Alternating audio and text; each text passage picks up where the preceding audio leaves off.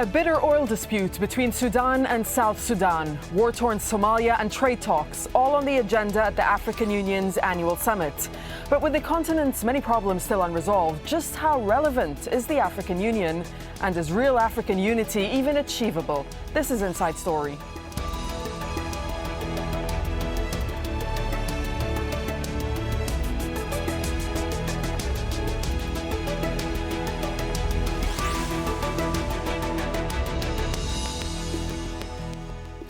Welcome to the program. I'm Darine Abougaida. The 18th African Union Summit ends on Monday in Ethiopia with 40 heads of state and government representatives in attendance. New leaders from Tunisia, Libya, as well as South Sudan are among the delegates at the first annual summit after the so-called Arab Spring. The UN Secretary-General Ban KiMoon, as well as Chinese officials, are also attending. While the summit is being held at a time of worsening crises across the continent, a bitter oil dispute between Sudan and South Sudan and war and hunger in Somalia are expected to dominate this year's summit. African leaders have also failed to choose a new chairman for their union's executive commission, and a new election is now scheduled to be held in June. Well, the first day of the summit focused on the need for peace and stability on the continent, as well as further regional integration. All right, let's just take a closer look at some of those issues that are being discussed at that summit. Firstly, as we're saying, the oil dispute between Sudan and South Sudan has become what the UN chief is calling a serious threat to peace and security in the region. South Sudan has now shut down all of its production because of a dispute over export fees. And that's combined with an ongoing humanitarian crisis in the south, where an estimated 120,000 people are in need of aid, and that's because of a wave of ethnic clashes there. Then, of course, there's war and famine in Somalia, which has also dominated this year's summit. That country has been in a state of anarchy for 20 years, and the situation is getting more complex. Now, the lack of trade between member states was a central issue at this year's summit, with many calling for a quick economic integration in the continent. Let's analyze the ability and relevance of the African Union with our guest. Joining us from Cairo is Gamal Nkrumah. He's an African affairs analyst and international editor at Al Ahram English Weekly. Over in Nairobi, Ali Khan Satchu, financial analyst and CEO of Rich Management. And in Cambridge, we're joined by Abdelwahab Effendi, reader in politics at the Center for the Study of Democracy at the University of Westminster. Welcome all of you gentlemen to this edition of Inside Story. It's very good to have you all with us. Gamal Nkrumah over in Cairo, if I can start over with you. The official theme of the summit this year, the African Union Summit, is trade. But just how much do you think that the issue of the dispute between Sudan and South Sudan actually dominated the talks? Yes, obviously there are many issues, some of them pressing. This year, this summit is especially important because it's the first major summit after the Arab Spring which affected many North African countries. Right. Most notably Egypt, Libya and Tunisia. Now, the most important thing is the absence of Gaddafi, the late Libyan leader, who was the power behind the foundation of the African Union, and who was one of the main financial backers of the AU. And so This is the first summit without Gaddafi as the showy figurehead of the African summit. Right. We're going to get on to all of those issues that you just raised, Gamal, in just a moment. But first, I just want to go back to the issue of Sudan and South Sudan for the time being. And Abdelwahab Effendi over in Cambridge, in your opinion, what is the possibility of success at a conference such as this of the African Union to walk away with a plan in place to find a resolution to the conflict between Sudan and South Sudan? Well, already a couple of days ago, there was a summit in Addis Ababa just prior to this summit, where President Bashir and President Salva Kiir of the South were meeting with also President Meles Zenawi, Prime Minister Meles Zenawi of Ethiopia, and the President Kibaki of Kenya. And there was a proposal which was put to them. The President Bashir signed, but President Salva Kiir refused to sign. Now, it is, they're hoping to bring now the whole weight of the African Union behind that proposal or something very similar to it, and hopefully to get some results, although it doesn't seem very, very likely that they could get something out of that at the moment, given the tensions. But the tensions are quite a big worry for the African Union. As you have said, they would rather have concentrated on trade, but always in Africa, conflicts do seem to jump out of the shadows and scupper their plans. Abdelwahab al-Sawi is an advisor to Sudan's president, gentlemen, and just listen for a second to what he had to say on this oil dispute between Sudan and South Sudan. We want the international community to put pressure on our brothers in the south so that they can be more flexible and accept the proposals of the mediation so that we can move forward. But everybody to be entrenched in his position, this will need to know where. Ali Khan Satchu in Nairobi, let me come to you now, because China is an honored guest this year, in fact, at the African Union Summit. And China is also the biggest buyer of oil from Sudan and South Sudan. Is there a role here that China can play in settling this dispute? I think that's a very interesting question, and I think China has been trying to play some kind of role, albeit not too successfully. But I think more than that, Sudan has now become the epicenter of a collision between America and China. And I think post-Libya, where 35,000 Chinese workers were evacuated in 72 hours, and China was rolled back and out of Libya in a very, very short order, I think you have to look at Sudan right now through the prism of this great power collision. And I think essentially the US is backing the South and has to have had to underwrite the overdraft that Salva must be incurring now. 350,000 barrels per day at $100 is no small potatoes.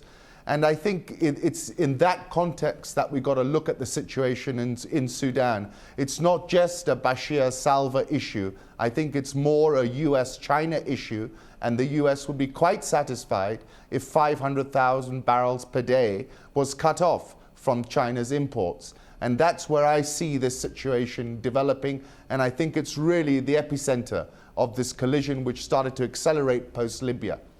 Gamal, China has also gifted, in fact, the African Union the new headquarters, $200 million it's cost them. How do you see China's relationship going forward with the African Union? Does the AU need China now that Gaddafi is gone? Like you mentioned just a few moments ago, Gaddafi was behind the establishment of the African Union, and he also bankrolled it.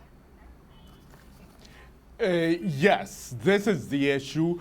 Now, there are big players behind the scenes, not necessarily members of the AU. China being one of the most important trading partners of Africa. However, we have to distinguish between two things. The first is that China's relation on a governmental level, official level, with African governments is excellent. I would describe it as exemplary. However, there is, on a different level, there are, as the incident recently, a couple of days ago, and today some of the hostages were released, when some Chinese nationals were abducted, I think, in Sudan. And I think such incidents are especially important because they are indicators that that behind the official exemplary relations between China and African governments, mainly because the Chinese don't interfere politically in African affairs. They're only interested in economic affairs and trade, commercial affairs. But however, this incident of Sudan, of the abduction of Chinese nationals working in Sudan, highlights some of the tensions that you have had in the past year or so in many African countries, in which there is obvious resentment by certain sectors, employees, and Africans generally, about some of the behavior of Chinese nationals working in Africa. All right, let's bring in Abdelwahab. This might be an issue which might cause future problems. However, I must stress that the Chinese are very quick to deal with such issues on a diplomatic matter, because what's important to China is that it expands its trading relations with Africa, and Africa, the growing Chinese economy, sees Africa as a major source of raw materials, minerals. Okay. All right. Let me bring in Abdelwahab. Okay, Gamal. Thank you very much for that analysis. Let me bring in Abdelwahab for just a moment. And natural gas. Let me get Abdelwahab's take. Gamal describing rather the relationship between African countries and China as exemplary. Is that how you see it, and how do you see the relationship between African countries and China? Yes, first a brief comment on whether the Sudanese case is a collision between China and America. I don't think that's accurate. It's correct that the Sudan was the only probably area where oil exploration was done by non-Western companies. But even now the South is going to build a new pipeline through the Chinese. And the Chinese still hold a substantial, the Chinese, the Indians, the Malaysians still hold a substantial stake in oil in the South. And the second thing, Sudan has been actually a collision area between the West and the United Nations on the one hand and the African Union on the other hand. The African Union saw Sudan as one of its possible success stories. The African Union leads the peacekeeping force in Darfur. There was an attempt by America and the West to take this over from the African Union. This still continues to be a matter of tension. The African Union is still also through the high-level panel led by President Thabo Mbeki, leading also the negotiation between North and South. But there is an input in Western input in this. If the South stops producing oil for 2 years, it will need heavy bankrolling from abroad to compensate for that loss of income. And only the U.S. now appears to be willing to do this. So there is, the African Union might see in this a reduction of its leverage. If the U.S. can come in and pay the South to stop its oil for 2 years, then the African Union will have less leverage on the South than it would desire. All right, you didn't answer my question on China, but let me go back to Ali in Nairobi for just a moment, because just one moment, please. Let me allow him to respond to you, because you were responding to a comment that he had made earlier on. Go ahead, Ali Khan Satchu. Can I first come back to the AU, the $200 million building in Addis Ababa? It's a clear example of how China likes to conduct foreign policy. It's an example of soft power. It's monumental. It's going to capture people's attention. Okay, and are there going to, since you addressed China, let me ask you, since you addressed China, then let me ask you, will there be strings attached to China's offer of assistance? Absolutely, there are strings attached. It is completely naive to believe that just because who has all the money and $3 trillion in reserves, that China is not extracting very advantageous terms in each transaction it does. I mean, recently, not so long ago, the World Bank rolled back the resource for cash swap that China wanted to do in the DRC Congo. They're obviously gouging Iran on price right now for the fuel. China is not a sort of beneficial player across the global economy. I mean, you know, that's a fiction. They're in there to do business. They have been a great help to Africa in the last 10 years. The trade flow is really, it tells you the whole story. They've made the demand side of the equation for African raw materials much fairer. They've injected some competition. They've unleashed money for African countries who previously could only borrow 1 year ahead. They didn't know what the price of the commodity would be. China waded in and says, you know what, we'll make your price for 5 years and we'll also make your loan off the back of that price. Okay, well, so that's been very, very transformative. But you know, all right. Sorry. Okay. I do apologize for interrupting you, but we'll have to move away from China because there is a lot to talk about because there are a lot of issues that were addressed at the African Union summit. Abdelwahab Effendi over in Cambridge, the fact that the AU has now walked away and was not able to elect a chairman, that vote, as we know, has ended in deadlock. Does that hinder the AU's capabilities to solve some of the long-standing issues such as poverty, such as corruption in Africa, and those that are not so long-standing, such as the Sudan and South Sudan dispute that we're talking about right now? Yes, I think that was an unusual move from South Africa. South Africa was supposed to be the leading light in the African continent. It's supposed to be helping with development because it's a richer country. It is unusual for an African country to challenge an incumbent secretary or head of the African Union, the executive secretary, and it seems that it has created divisions within the African Union on this, because Jan Ping was not renewed too, but Mrs. Zuma was also not elected. There's a deep division now. They have to have a temporary secretary for 6 months. And hold the election again in July. Right. This wouldn't augur well for relations, and as you said, will not let them concentrate on the task of this summit, which is the inter-African trade. Let me go over to Ali Khan Satchu in Nairobi for just a moment. Ali Khan, the UN Secretary General Ban Ki-moon, he was also at the AU summit.